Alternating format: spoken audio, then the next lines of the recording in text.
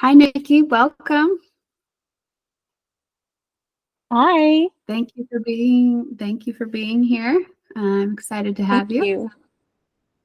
Nice to see you again. Yeah, you too. So, when I visited you, we were talking about many things, and one of them would be integration after plant medicine journeys. Um, can you kind of explain what that means, what integration means? I think through the course of learning about psychedelic integration, what I've realized is that integration in general is something that our culture is lacking, that we can have life experiences, moving, death, divorce, a child comes in, marriage, new job, just about anything that we deal with in life uh, could benefit from integration. So our culture is very rushed and hurried. And, I know when my mother passed away, I spent 3 weeks dealing with her affairs and then straight back into work. There was no time to really grieve or spend time with my emotions. And so here I am 15 years later, slowing down and actually dealing with that, and with psychedelics specifically, we literally go into different realms. And some say we even speak to God or commune with God, or at least with nature and plants and on a completely different level. So if we as a culture aren't even dealing with these everyday types of things, we're certainly not equipped to deal with traveling through different realms. When we get into these psychedelic spaces, it opens up a lot of different things. It can open up traumatic experiences. It can um, very often help us make us question our place in the world. Once you've seen and experienced these things, like, what am I doing with my life? Question your job, your relationships, where you live, uh, how you serve the world or don't. And so it's a lot of things that get stirred up. And it seems like we really only have access to the depth of those experiences for a very brief amount of time.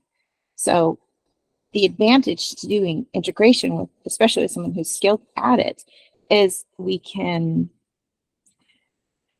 dive into what those experiences are, catalog them, make sense of them, create theories around what they might mean or not mean, and catalyze those things into something that you can bring into your life. So I like to say that without integration, with these entheogenic plants, medicines, you're just basically having a party in your head. Sure, you can have profound experiences. Sure, you can have insights and things like that. But if you don't bring it into your world, really, what's the point? So when I work with integration, I think in a lot of ways, integration, the keys to integration is creating new habits around your experiences and bring yourself into your body and finding community that you can relate to around these experiences. So that's really the core of the integration work that I do. Yeah. So, there were a couple things you mentioned that I think are important. One of them being what these experiences might mean, and then particularly what they might not mean. Because Mm, a lot of us will have some pretty interesting ideas about, oh, I saw this and I saw that, and that means I need to do this and that and jump right into this. So maybe you could give us some examples of some things you've seen that they probably did not mean.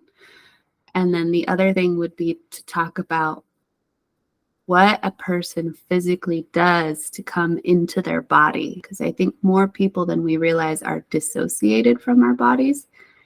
And we're like, I'm in my body. So, definitely. I don't know if I have any specifics that I would want to get into.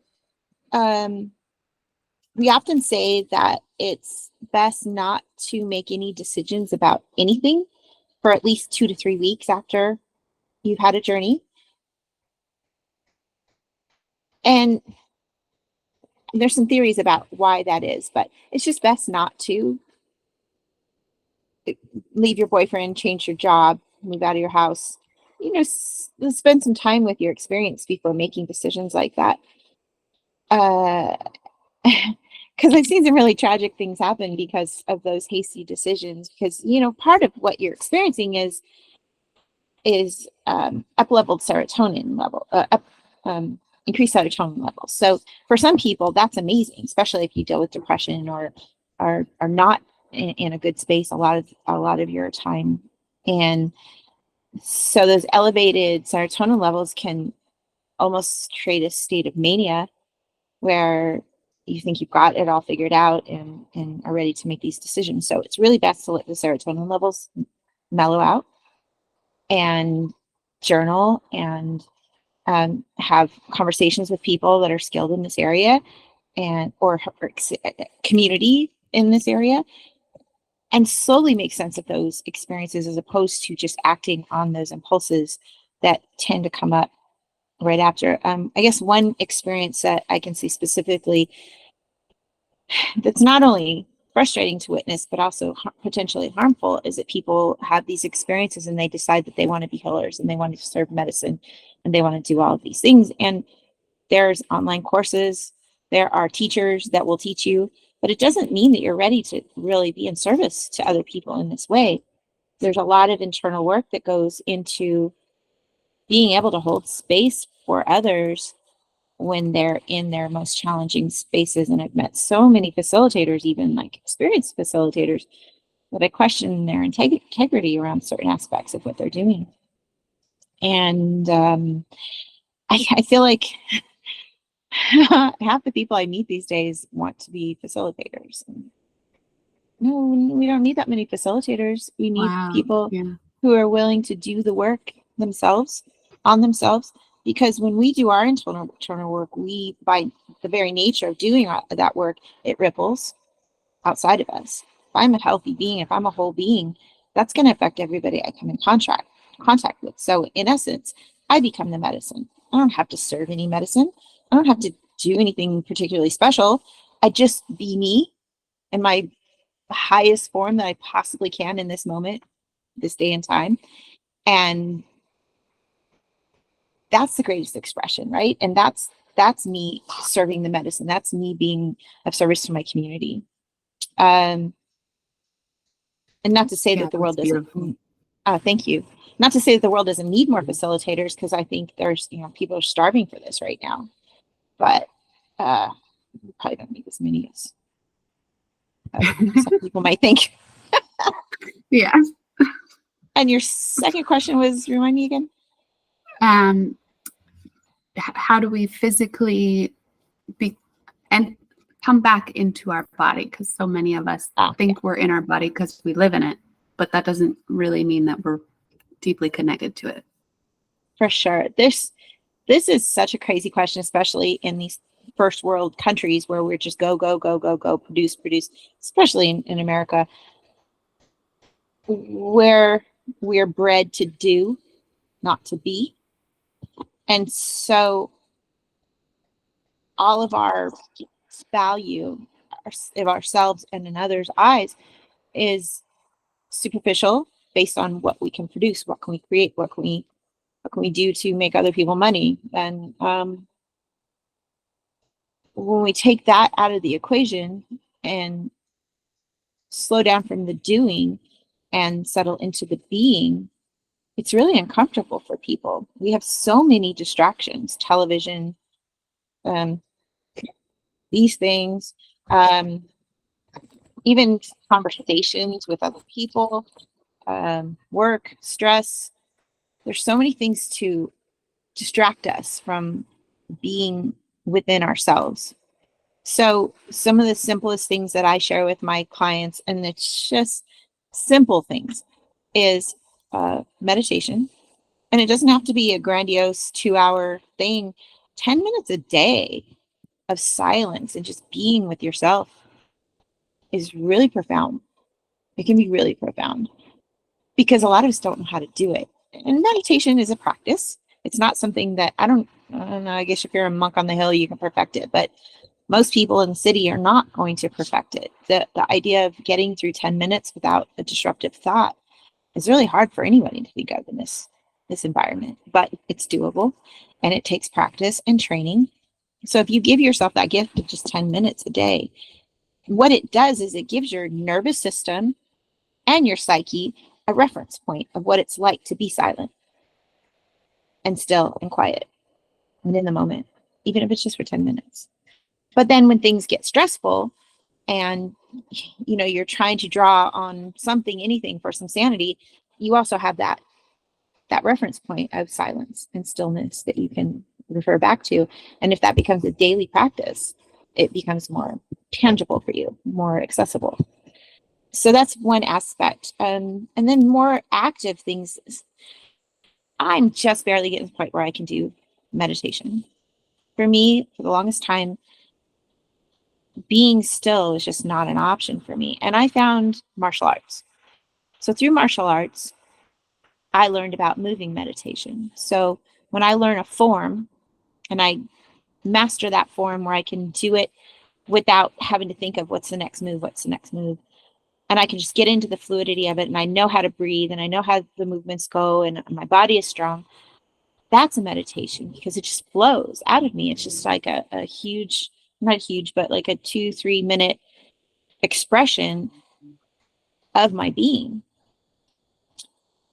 Yoga's like that too, can be like that when you get concentrated on the movements. Once you get into the yoga, your first yoga class, probably not going to be super embodying. But if you get into the flow of yoga and you get into this flow of breath, movement, and that fluidity of it, you can find that stillness within you, within yoga. Journaling, I think, is a really great place to become embodied. A lot of the people I work with, and these are my foundational things, is movement of any kind, walking, yoga, whatever. But walking is a hugely practical tool for embodiment. And one of the things that I like to do personally is when I go on my walks and I'm stressed or whatever, instead of just mindlessly walking, getting in the zone, I like to look around and observe everything. I mean, I walk through my neighborhood almost every day. And so I know where everything is. I know these houses, but when I really started observing and appreciating the fact that a human being made that ugly cinder block wall, and how many human beings were involved in that, and that house and that fence, and then nature's contribution with the flowers and the trees and the beautiful blue sky and the air, and just appreciating all that's around me, that also becomes a moving meditation that allows me to get into my body. And then the other thing, did I talk about journaling? Journaling is really huge because it's an opportunity for you to connect and hear your own voice. Some of the greatest distractions we have is that little monkey voice in our head. It's hard to hear ourselves think when we can't even hear ourselves think. And we're thinking about so much of that brain is criticism, or that monkey mind is criticism. And criticism. And so what if we could quiet that part of our brain so that we could hear our truest self, our truest desires, our truest thoughts about the world, and that's a type of embodiment too. So our embodiment doesn't come from the monkey mind; it comes from our true self and our true essence. And journaling, I think, allows me to get all that stuff out of the way, especially first thing in the morning. I love to get up in the morning and just write, and no form. I don't care about punctuation or grammar or anything like that, or even if it sounds good. It's just getting those thoughts and those, what I consider them, boundaries, or they block me from my true self. So getting those words out and then never even looking at it again. Yeah. Yeah. So there's Yeah, it's kind of and there's like lots more, but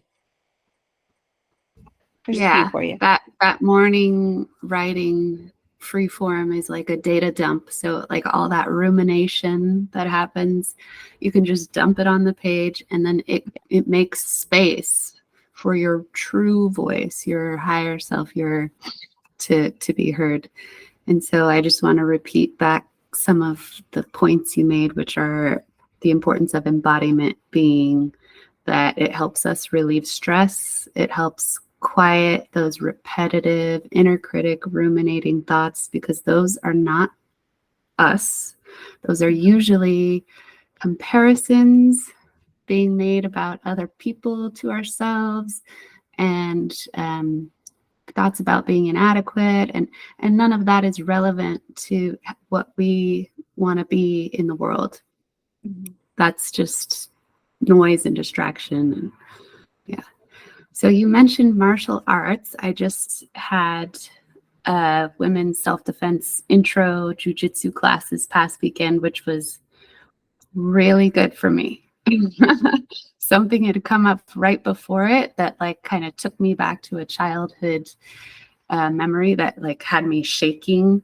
And so I walked into that class already like shaking, and I was like, oh good, we're about to move, so I can move this out of my body, because if we don't move, that stress stays inside our bodies, and then it just gets stagnant and it plagues us, and it just messes with our mind too, causes more distracting thoughts.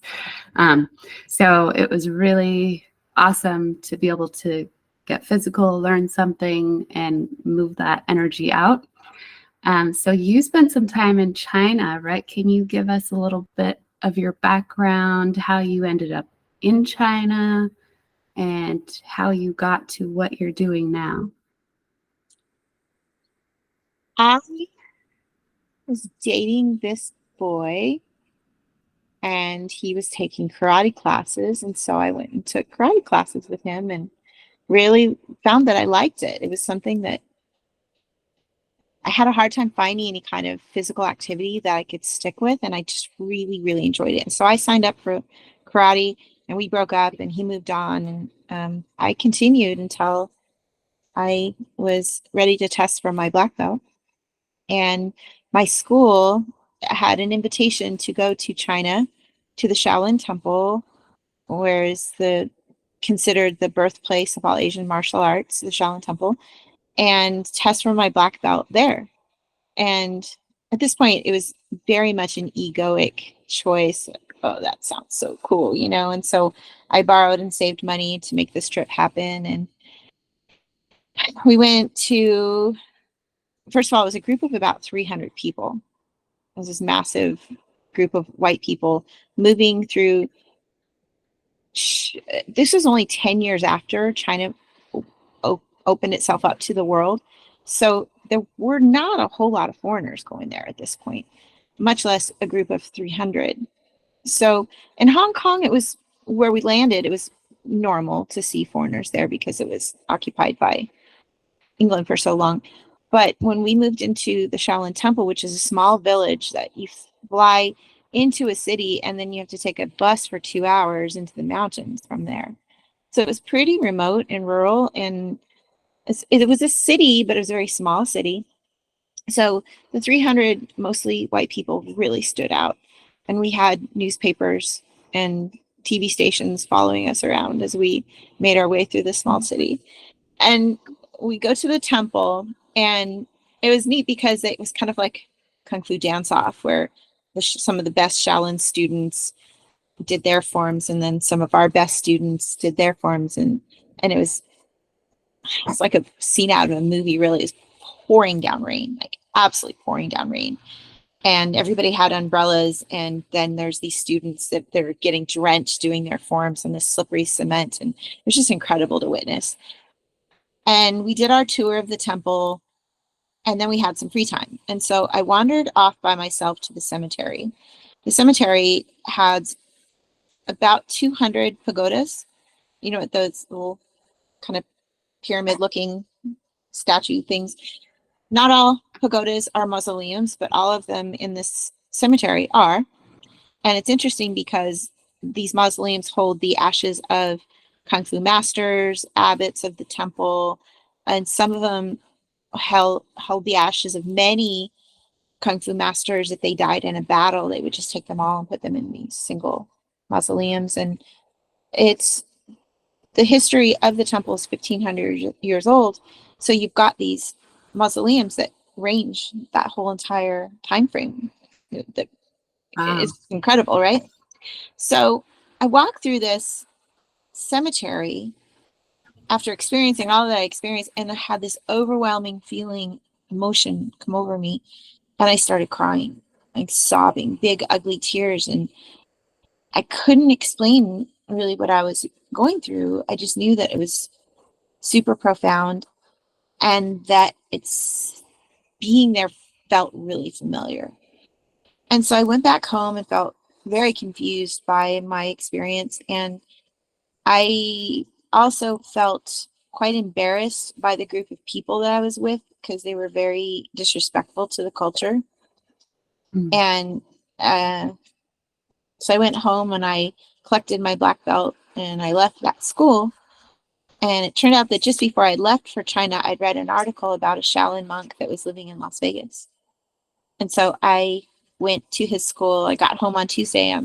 That next Saturday, I went to his school and I did this intense, crazy 2-hour workout at this new school and was in love. I signed up, and then that became my life. I would go and train there 6 days a week and was just absolutely obsessed. And part of my obsession was trying to figure out what had happened to me in that cemetery. And I thought this monk that had just moved here from China, that he could help me understand what had happened. Only problem was that he didn't speak English. So, I mean, I was lucky he was able to teach me Kung Fu, you know? So I started learning Chinese because I thought, well, if I could communicate with this guy, he could help me understand what happened in that temple or in that cemetery. So I started studying Chinese, and after a semester of really, really difficult language to learn, I asked him to help me go back to China. So I went back to China by myself this time for a month with 1 semester of Chinese and a Chinese handheld dictionary. There were no cell phones at this point. And so I go back to China and I trained in this Kung Fu school with a close friend of my teacher's. And it was great. It was a wonderful experience, but I wasn't any closer to my answers. So I come home the next year. I went back with my teacher this time. Oh, I'm sorry. Let me back that. Oh yeah, the next time I went back with my teacher, and we went with a group of my kung fu, my Shaolin kung fu teacher, and like he has all the friendships and the relationships in here, and so it was a totally different experience, like backstage pass version of visiting the Shaolin Temple, and still wonderful experience. Still didn't get my answers. Came back home. The next year, my mother was killed by a drunk driver, and it was obviously very devastating. And Mm. I owned a business and I was very much involved in my life. And I decided to go to China for 3 months after that, just to have some space to myself and process what I experienced. And I ended up living there for a year. And so in that year, I learned a lot of the language. I taught English in exchange for Kung Fu lessons at one of the small Kung Fu schools and made friends and learned about myself in a really different way. And after that year, I came back home and I kept going and I kept going and I kept going. And one of the years while I was home, I met a man that I dated for a while. And he was a monk from the temple. And he made arrangements for me to become a disciple of the temple so that I could train there. And so I would go and I would train at the temple. By this time, my language skills had improved so much that I could communicate quite well and understand quite well. So I would spend time speaking with some of the older monks that lived in the temple. And I had access to go meditate in the temple. And I would do that and spend a lot of time in that cemetery. And one day during one of my meditations, I had the realization that I'd lived there before. Mm. And that, that I'd had a previous life there. And later I worked with this healer. He told me that I was buried in that cemetery 12 times. I don't know if I believe all that, but I definitely believe that I lived there at least once. And so that really shifted my energy about it. I found myself at peace through that. And through that whole process, I learned a lot about Buddhism and Confucianism and Taoism and the way that Chinese people live. And, living in America, um, even if you're not Christian, this is still a Christian country. So everything that Yeah. we do say, everything's processed through the veils of Christianity. And I don't think I realized that until I was living somewhere where it wasn't. It's very much primarily Confucianism. And What are some of the differences? Or you can uh, get to that later when you're. I think all major religions have the fundamental values of being kind to each other, um, not stealing, not cheating on your wife. Um, Confucianism is really big on family and serving your parents, taking care of your parents, taking care of the elders, respect for elders. Um, there are aspects of Confucianism I don't like either. I think that it's very patriarchal in terms of the way that women are viewed in that culture through the eyes of Confucius. Um, but the family is really important. People, I remember I would eat lunch by myself sometimes and I would get strange looks, and I didn't realize that that was just not something you do there. You don't go and eat by yourself. You always eat with people, you Oh, eat with a friend, And so there was a few times that I would have people come and sit with me because they felt bad. What are you doing? You can't eat by yourself. And it was beautiful. And oh yeah. the community there was so incredible. The parks are alive with people and they're doing all kinds of activities, playing sports, line dancing, um, just hanging out, food vendors, night markets in China are absolutely incredible.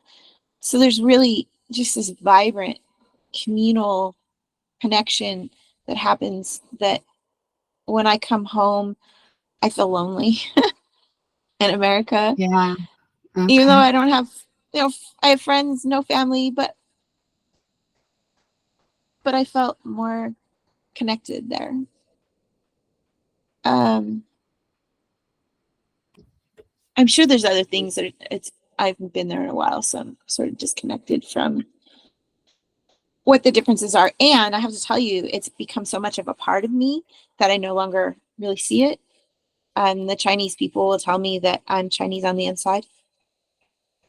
They believe that I'm one of them because I've taken the time to immerse myself so much in their culture and learn the language and understand a lot of things about what they do. And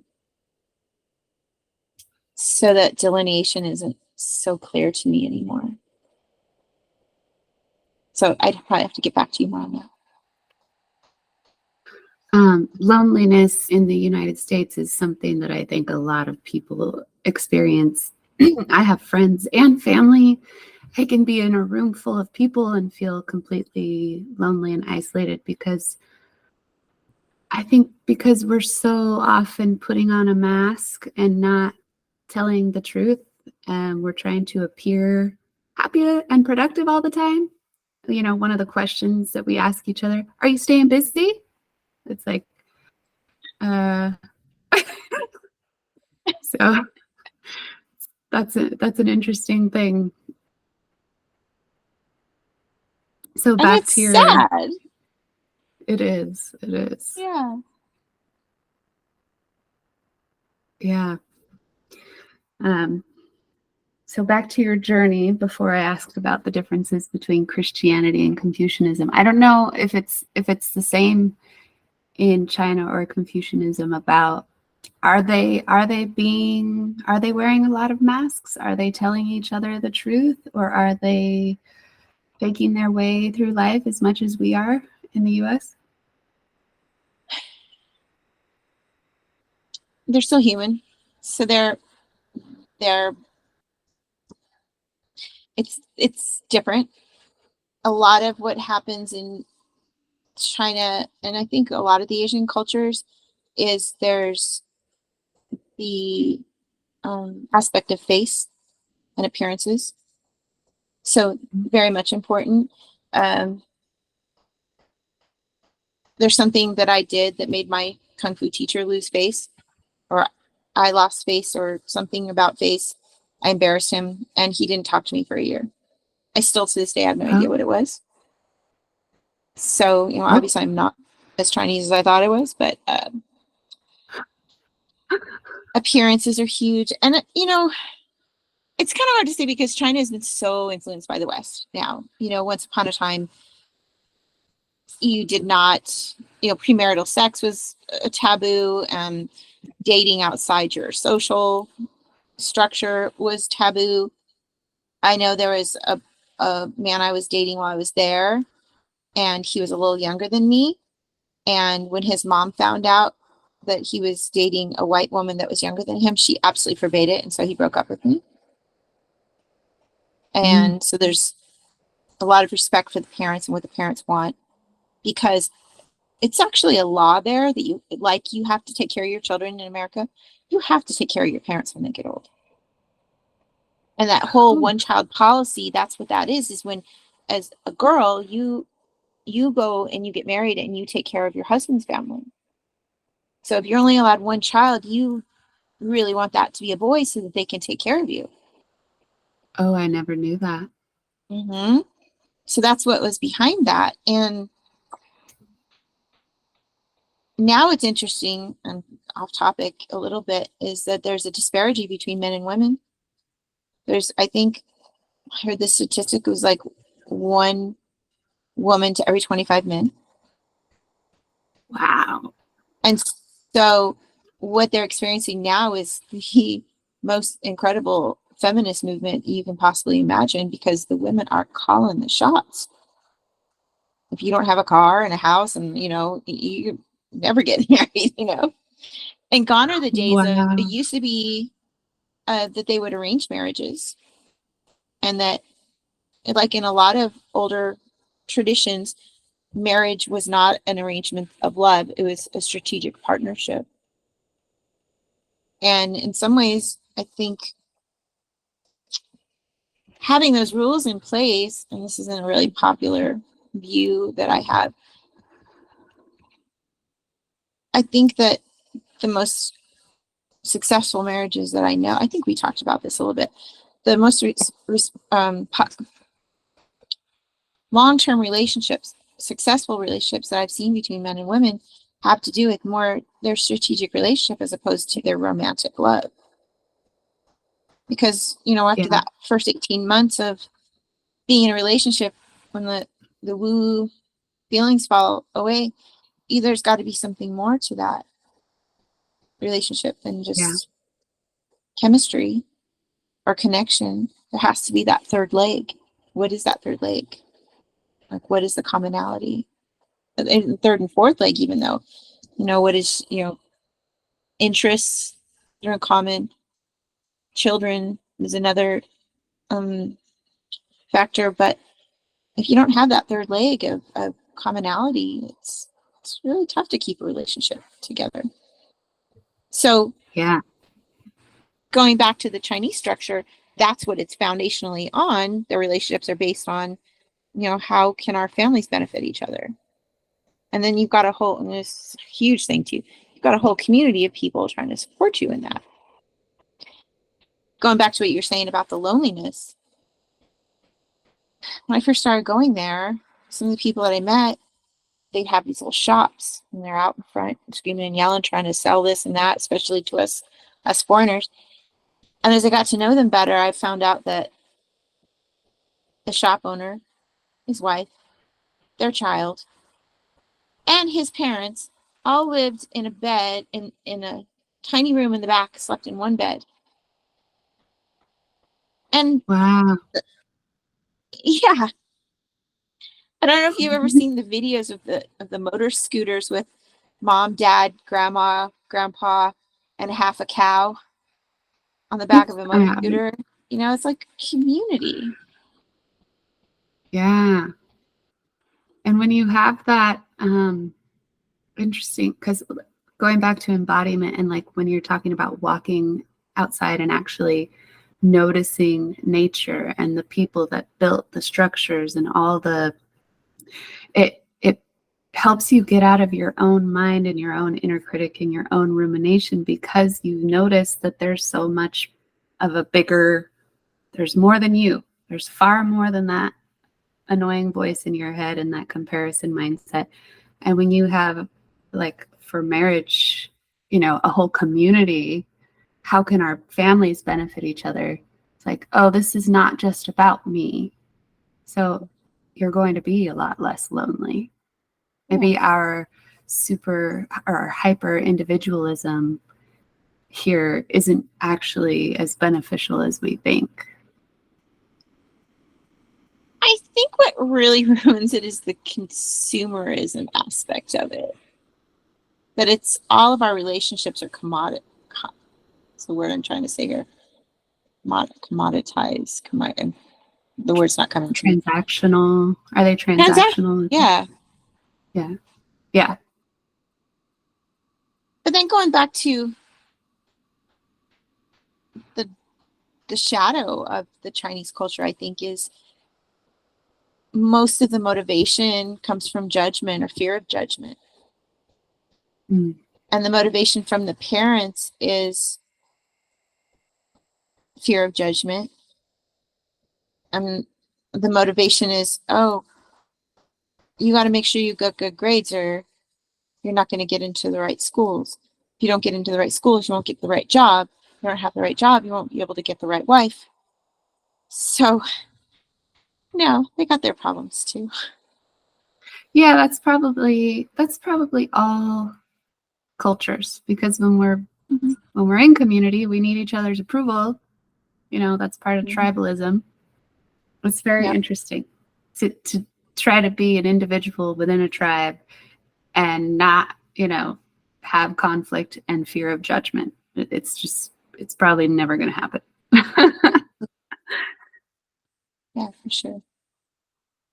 Yeah, it's interesting. It's, I guess we shift our focus on what's the most important thing. Everybody's opinions of us or what we're creating. And there we go, back to spending more time in silence.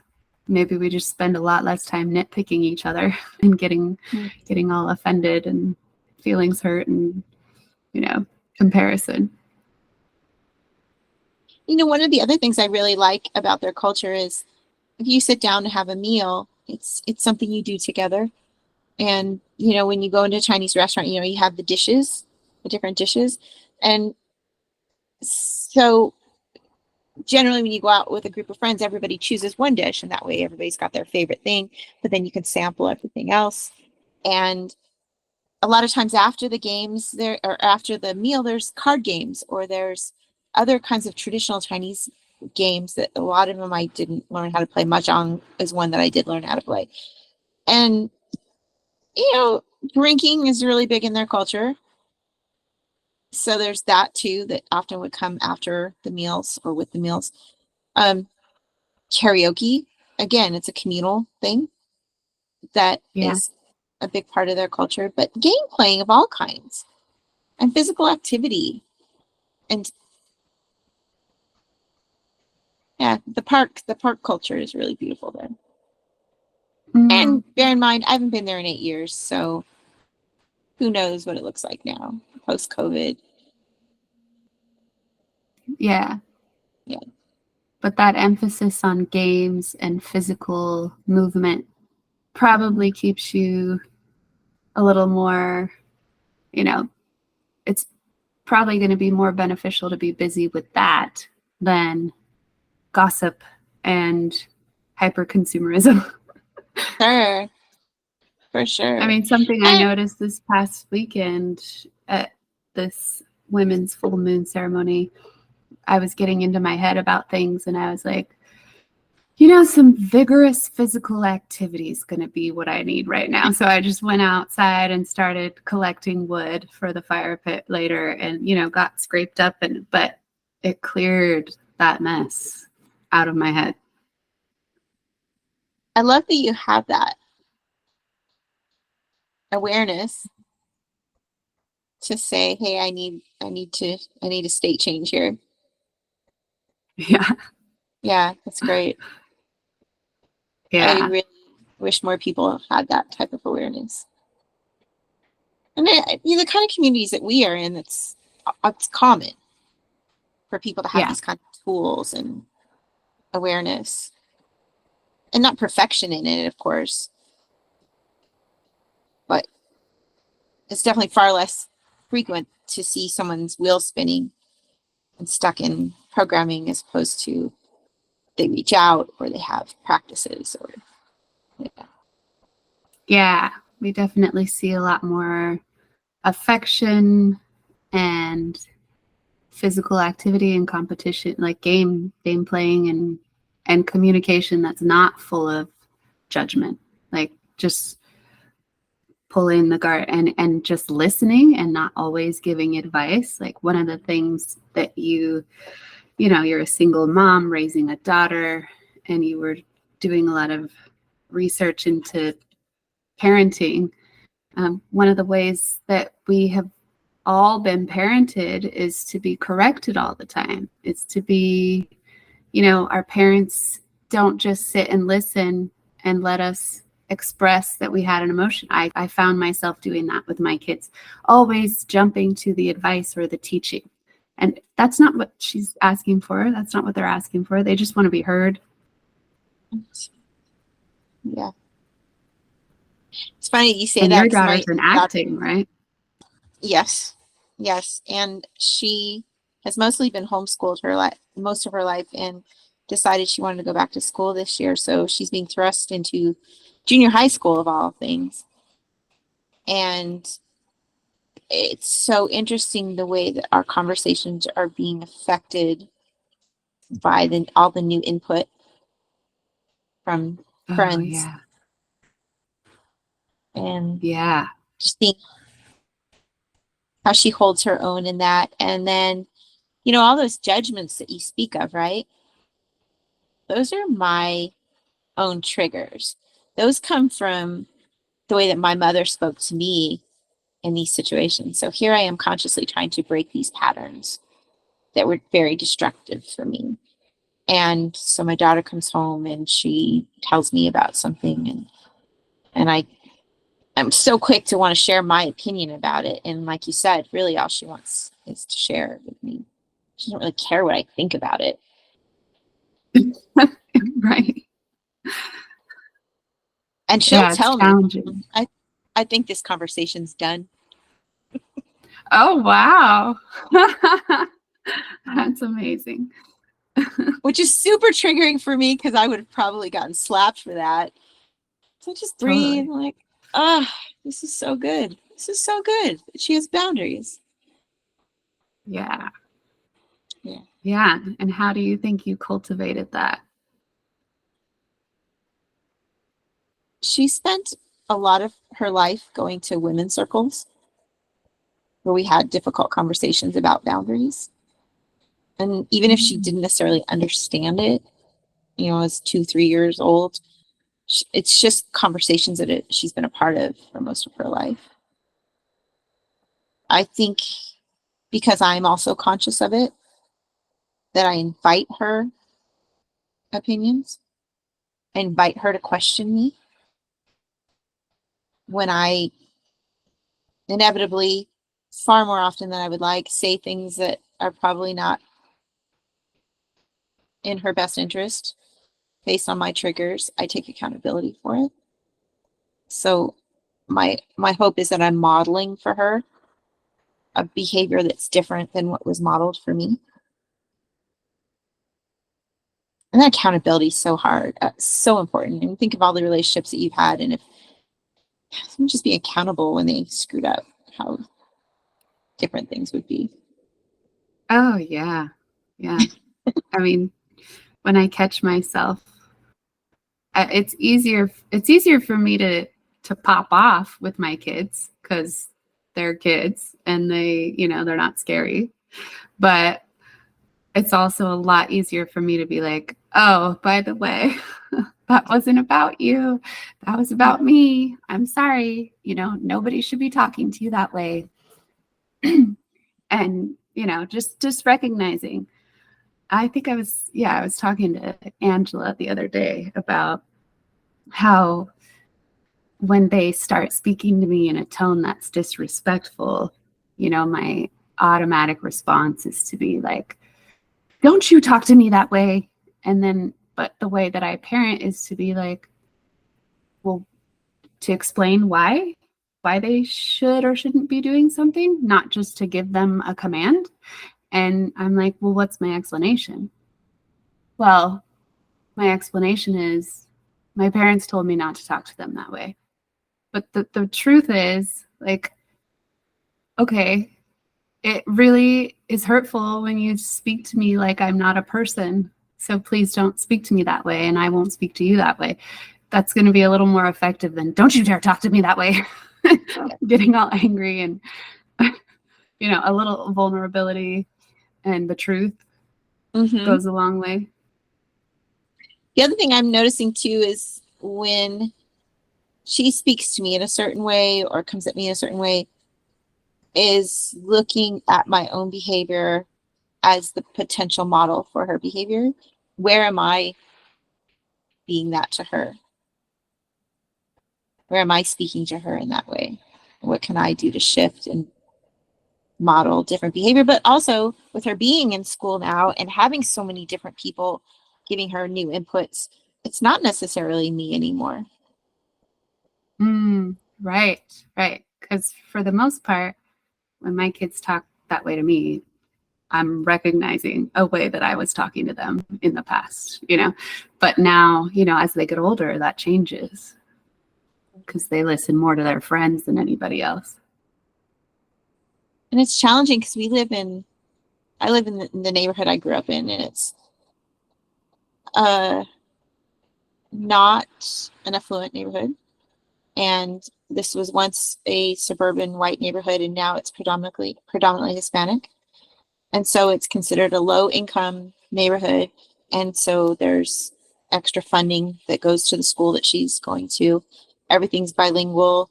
They have a mariachi band. Their school band is a mariachi band, which I think is amazing that she's growing up in the midst of all this unique culture, right? But it's also a lot of poverty mindset. And so some of the things that she's picking up is poverty mindset. Like, she was mad at me a couple weeks ago because I was sitting outside waiting for her, and two kids got in a fight. And it was actually a girl who beat up a boy. And so he was embarrassed, and she wailed on him. She got him good. And he walked by me, and I said, hey buddy, you okay? He screamed at me. No. Like, can I call somebody for you? No. Like, okay. Yeah, I'm a mom. And this little kid just got whooped, And so a couple days later, I told my daughter about it. And her first thing is, did you get video? No. Video. Why not? Because this is not anyway. So that was our first conversation. And then a couple days later, she says, Mom, everyone's talking about me at school because they think you're crazy. Why am I crazy? She says, because you tried to get involved in somebody's fight. You don't do that, Mom. I'm like, well, you know what? I do. I do that. You know that I do that. And just because we live in a neighborhood that is of the poverty mindset doesn't mean that you have to acquire that too. That is poverty mindset. Not getting involved, staying out of it is poverty mindset. And maybe I don't belong in that neighborhood anymore. Maybe I'm creating more problems than it's worth. This isn't my neighborhood anymore. I don't know. But I just told her, I'm sorry, I'm not going to stop being who I am because it's inconvenient for the people around me. I'm compassionate and I care about people. And that's all I was doing, was expressing compassion to him. And then she said that her teacher spoke up and said that I should probably stay out of it because I might get punched. And so that was a reality that I had to consider too. Right. And that is so interesting, because I think that is part of the basis of poverty mindset. It's scarcity, and therefore everybody's on their own and we don't get involved, and that's why we remain in poverty, because we're not coming together and lending our resources and lifting each other up. Yeah, that part. So then I find myself thinking, is it good that she's going to this school? Is it a detriment that she's going to this school? And I haven't figured out the answer. I think having exposure to something other than being at home with her mother all day is very good. And then just having conversations like this. Yeah, she's definitely learning a lot right now. And either way, whether you stay long term or not, she's going to see at some point the stark contrast between that poverty mindset and your mindset. And hopefully, she's going to choose, most likely, the one that serves her best. And then it's again going back to parenting, right? Parenting not like I was parented, allowing her the space to make her own decisions about that. Right. So hard. Yeah. Well, I mean, I think our parents were a little delusional to think that they were going to get to make the decision for us. I mean, for some, the kids really do fall in line, and they still are pleasing their parents well into their 40s and 50s. But I wasn't one of those. I mean, I did do a lot of the traditional stuff. But my parents were cool in the respect that they did give us, we grew up in a super strict religion and were kept very busy with chores and religion and stuff. But ultimately, their way of explaining things was to empower us with knowledge, knowing that we were going to go into the world and make our own decisions. They certainly made it very clear they did not want us to be dependent on them for the rest of our lives. So it was like, 18, you're on your own. So figure it out, and we're not ones to run home to mom and dad and say, I need money, or, so there was an aspect of independence and empowerment that we got taught, but also a sense of loneliness and inability to ask for help. So there's, and I'd say different people have different degrees of that, different ones of my siblings. Interesting to see how each individual magnifies the different pieces of that. I love that you touched on that.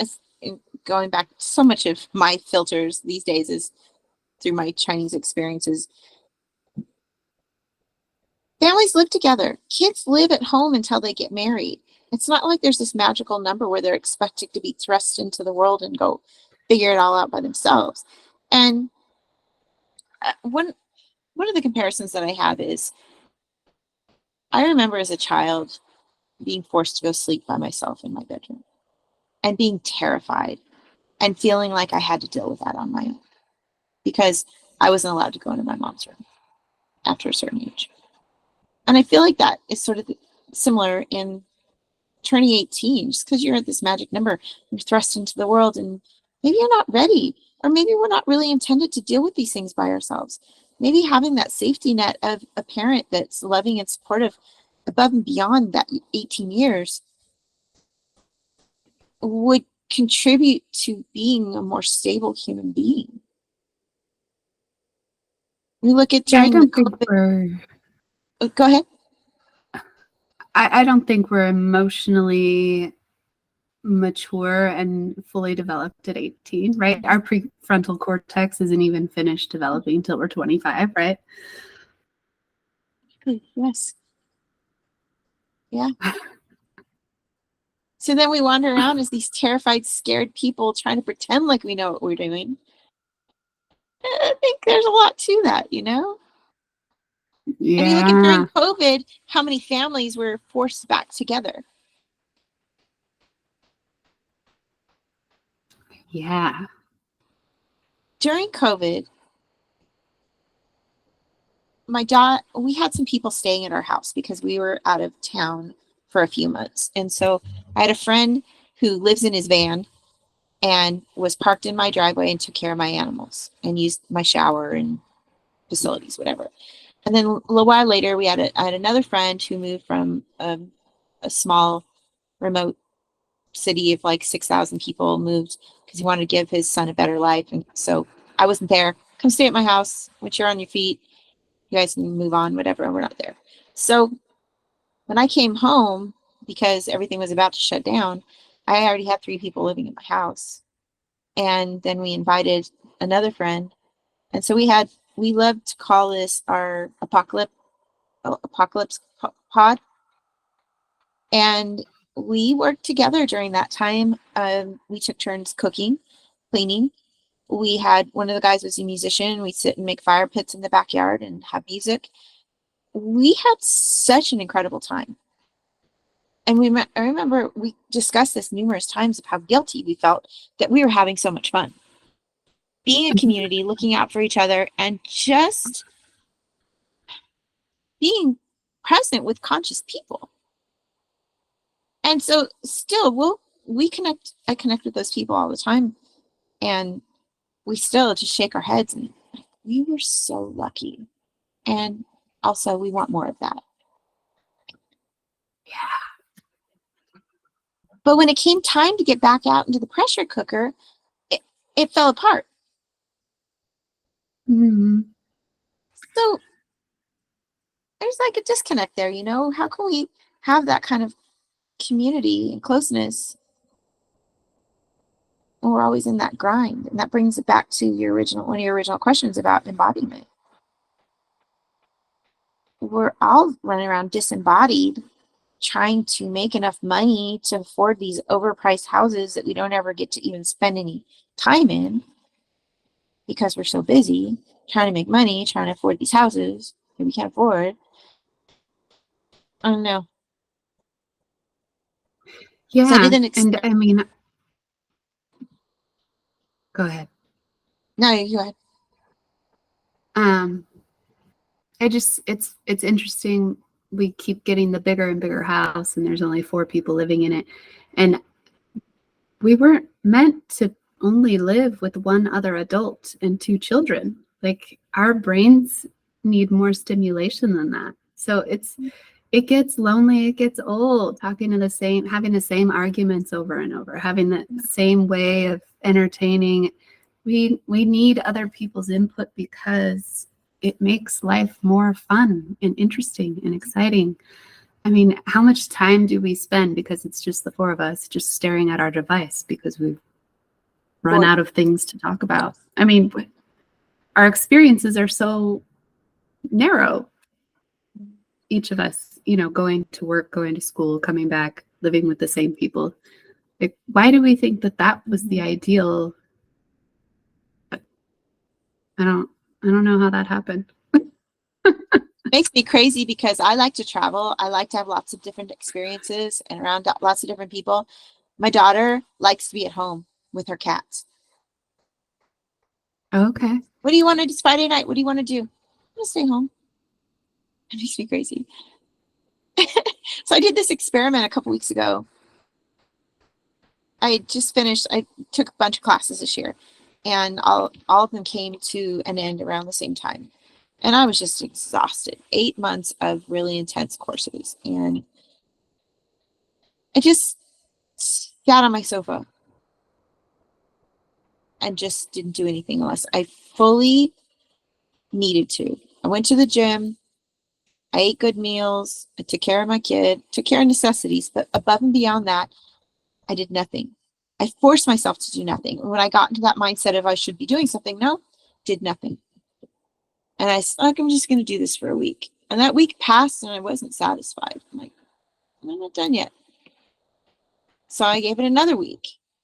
And the third week rolled around doing that. What ended up happening is I started to feel the dysregulation in my nervous system. Not once in my entire life have I allowed myself to just be intentionally still.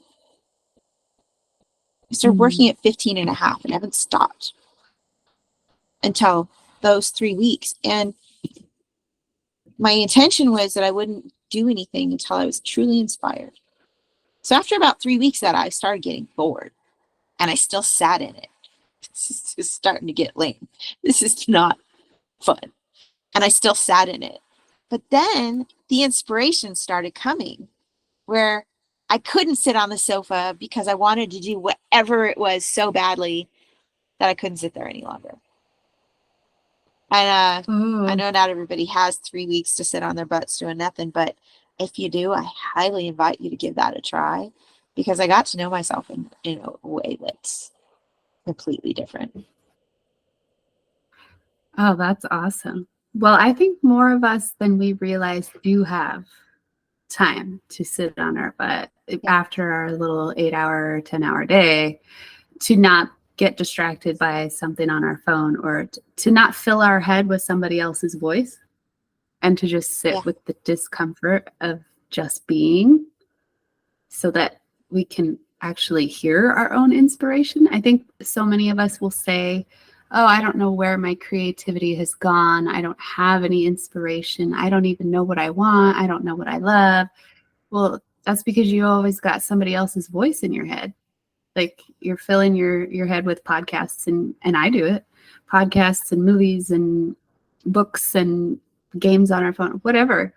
Talking. I mean, at least having a conversation with a friend, hopefully you're talking as well, you know. So there's some of you involved. It's interactive. But otherwise, you're just a receptacle for other people's thoughts, and there's no space for your own inspiration to come through. Mm-hmm. What's lighting you up these days? Singing, dancing. Podcasts is it's really fun having these conversations with these amazing conscious people, you know, working through stuff that has been confusing for, you know, most of life. Mm-hmm. These conversations are a lot of fun. How about you? The culmination of the 8 months of study and 3 months of sitting on my sofa has evolved into, without any effort whatsoever, clients being referred to me. Like, I made space and then here they came, and kind of in awe of that. Because, you know, you hear people talk about it, but when I get to witness it firsthand, it's magical. And so instead I don't of think talking enough people talk about that. So right? Can you kind of explain what that means?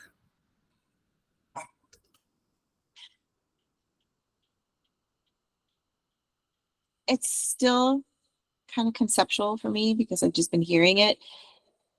Embodying it is a different thing, but clearing my head of all the clutter, we're getting into energetics here, right?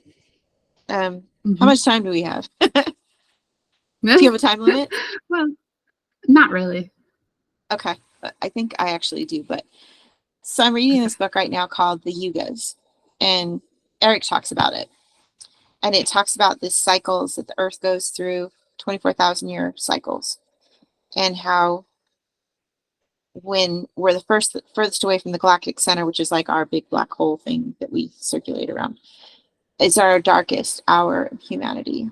But as we get closer, we have more access to our gifts and our talents and longevity and superpowers and things like that. So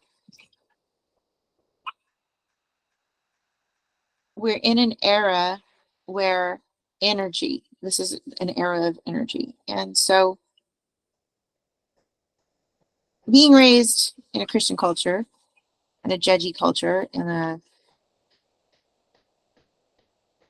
capitalistic culture, we don't generally spend enough time with ourselves understanding our own presence and our own energies. So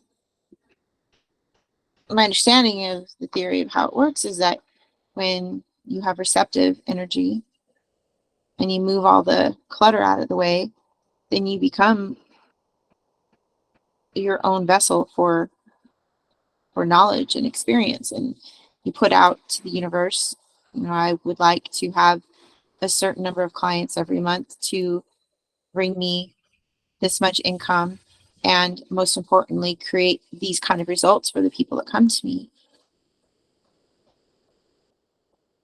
I didn't really know that it was possible until I got to witness it happening for myself.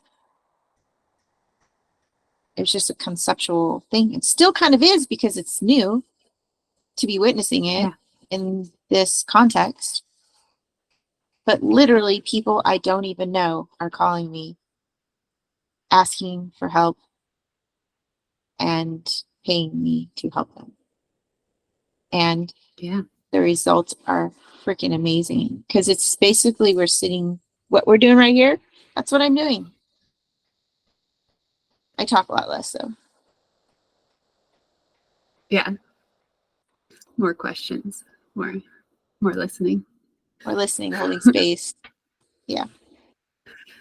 Yeah, it's really interesting because I'm also in that practice of, because usually I'm like typing on a computer, frantically grinding away at how am I going to do marketing? And none of that's ever been effective. I've been doing it for years and it's never worked at all.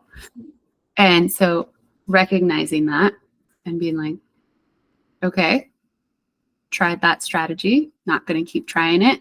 I'm going to go ahead and empty out clutter and clear space and be in the receiving mode, as Abraham Hicks calls it.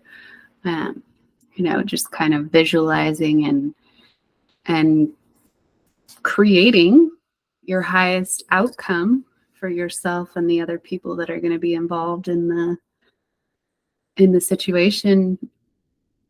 You're creating it energetically and produce any results. But it's so difficult being in this culture of doing. It does not lend well to it. Yeah. There's another experiment that I think you're familiar with too, the human design. Yeah. So part of my 3-week experiment was around human design. So I'm a generator, and generators are work best when they respond. And so part of the intentionality of that 3 weeks was I only do what I respond. I only follow what I'm responding to. So if there's nothing to respond to, there's nothingness. But also what I realized is that sometimes I'm too busy to realize that there's something to respond to. There's too much busyness going on. And that was kind of a fun part of it. And then also, I don't want to be making content. Also, I don't want to be on social media. It's fun. It's a great way to interact with people. And I like to see what people are doing in the world. And, I have my algorithms dialed in to where it's pretty positive stuff, or at least meaningful if it's not positive. And so, I've got a pretty good thing going with my social media, but I don't want to be there all the time. And I don't want to spend hours creating content. It's just, no, it's a big no for me. So I've been thinking, I have a marketing background, so I've been thinking about different ways that I can market without doing that. And I'm going back to my roots. My roots were, I worked in the music business for 30 years, and I did grassroots marketing. I distributed flyers. I went out and got in the community and read the field and responded and connected people in that way. And so I'm going back to my roots and I'm connecting with old people. And so I've come to the conclusion that in my community, amazing, we live in Las Vegas, and we have cacao ceremonies, and we have drum circles, and we have breath events and all of this amazing stuff. Every weekend you have a choice of probably a dozen.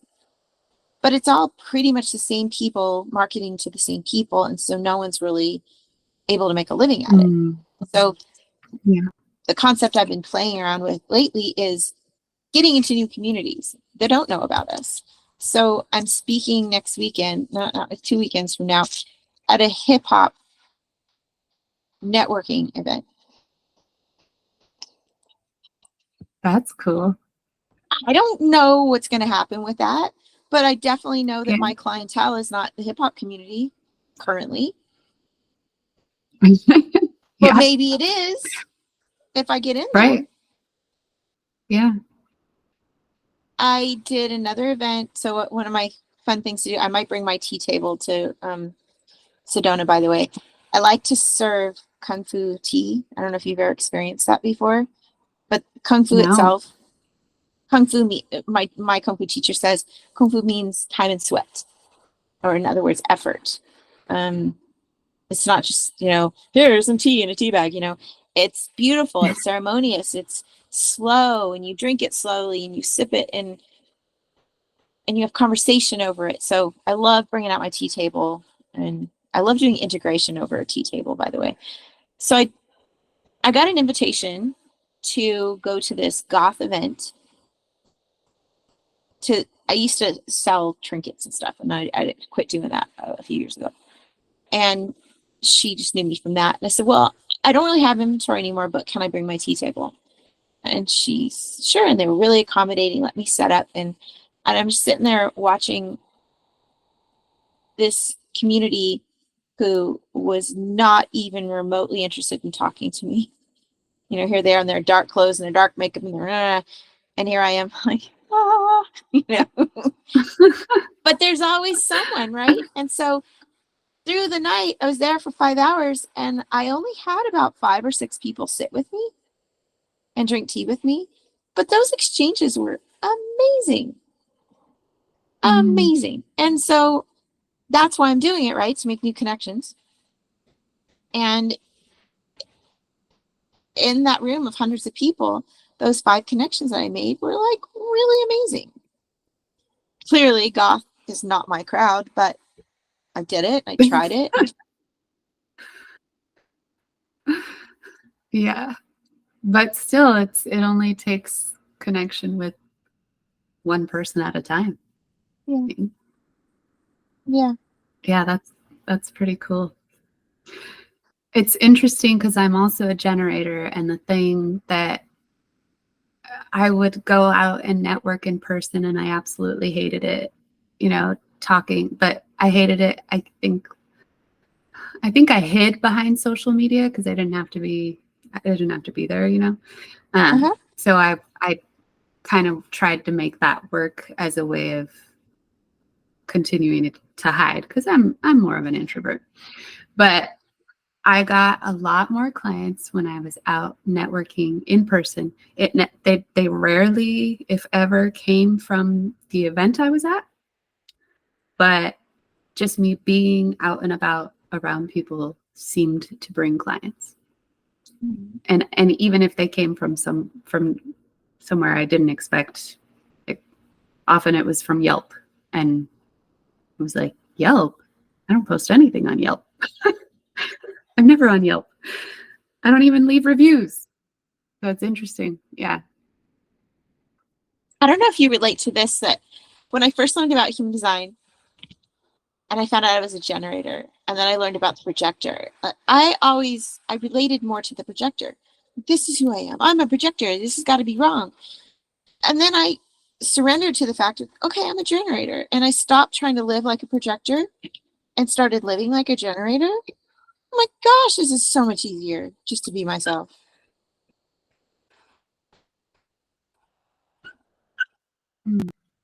Yeah. I think so too. I think we're trained to be projectors. Yeah. And that's only about 20% of the population. So 70% are generators. And it's like, because when we're lit up, we light others up. And so it like spreads the energy and yeah, so focusing on doing a lot more of lighting myself up instead of trying to make things happen all the time. Yes. And I don't know if you went through this too, but there's a part of my ego that was like, "Oh, generator. Yes. No, I'm not part of the 70%. I'm part of the small fraction. Yes. I'm rare. I'm special. Right? But then, there's Yeah. this subcategories within the generator when you realize that, oh, okay, I'm still unique because I'm a 6'1", and I have these certain aspects of my generatorness that does make me unique. And Yeah. that's where the magic's at right there, right? Yeah, I'm barely learning it, but it's very interesting because the whole chart comes into play far more than just that. That's just the way that you use your energy. That's one aspect of, yeah. So And it's it's such pretty a huge cool. It's really generalization. fun. Yeah, for sure. Yeah. Yeah. Well, I mean, we are over time. Oh, it's 12:22. Lovely. Hey. I think we have more to talk about, so hopefully we can do this again. Thank you. If you're up for it. I would love to. I really enjoy your company and your energy, and I feel so Yeah. blessed that I got to have you in my home during the first hurricane in Las Vegas. Yes, me too. That was quite the phenomenon. It was so awesome to be there. Yeah. And thanks to you, my daughter now likes sourdough bread. Oh, good. That's so funny. Oh, that's amazing. She's so cool. Yeah, I want to talk more about the music and the acting, all the aspects of your life that we didn't get to talk about this time. So let's do it again soon. Okay. Yeah. All right. Appreciate See you in a couple weeks. Yes, looking forward to too. it. Got a big hug for you. Yeah. I want to have some tea. Yes. Yeah, definitely going to bring the tea table this time. Okay, cool. All right. Bye. Bye.